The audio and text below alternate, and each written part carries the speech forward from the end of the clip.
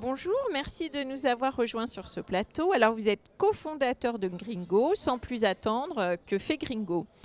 Alors Gringo, c'est une alternative française et éco-responsable aux grandes plateformes de réservation d'hébergement touristique que vous connaissez sans doute. Donc nous, on vient en fait sélectionner des logements éco-responsables partout en France. Donc on est entreprise à mission aussi. Notre mission, c'est de promouvoir un tourisme plus local dans nos régions. Et c'est un site de réservation. Sinon, très simplement, on peut réserver en 3 clics. Avec des commissions aussi plus équitables et donc une démarche qui va au-delà de l'écologie. En France, on est d'accord, les sites que vous proposez à ce jour sont des sites en France? Pour le moment en France, on a plus de 3000 hébergements touristiques sur tout le territoire. D'accord. Alors comment vous est venue l'idée de créer cette start-up? Parce que l'offre existe déjà et elle est pléthorique.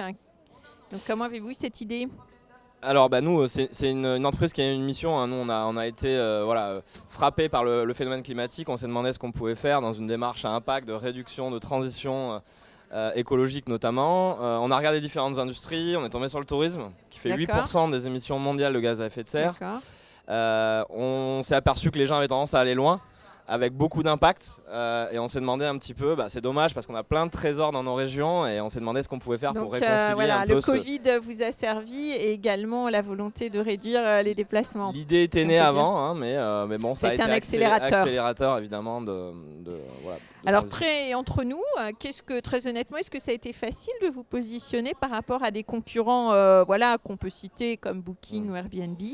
Non, c'est très difficile de rentrer sur ce marché. C'est un marché qui est relativement verrouillé, mais voilà, on se développe très fortement parce qu'on a multiplié notre offre par 30 en 2022. Donc par rapport à 2021, on a une forte traction. On vient de lever 1,2 million d'euros et donc on est en plein développement. Mais bon, c'est tout un chemin évidemment. On pénètre pas ce marché-là comme ça. Mais en tout cas, nous, ce que l'on voulait réaliser quand même, c'est que on est en France, le premier pays touristique au monde.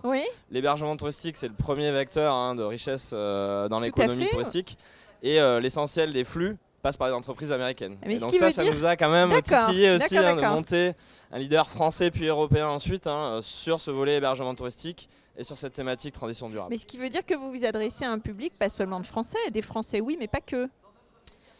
Des Français, mais pas que. Alors pour l'instant on est en France, on a des velléités un petit peu européennes à moyen terme, mais on va d'abord commencer par ce terrain de jeu fabuleux qu'est la France pour s'internationaliser. Ce que je veux dire, c'est que vous attirez des clients étrangers dans ces 3000 Pour l'instant, sites on fait surtout du marketing en France parce qu'on a cette démarche de voyage local, de voyager moins loin avec moins d'impact. Et donc, on essaie de rester cohérent avec cette idée.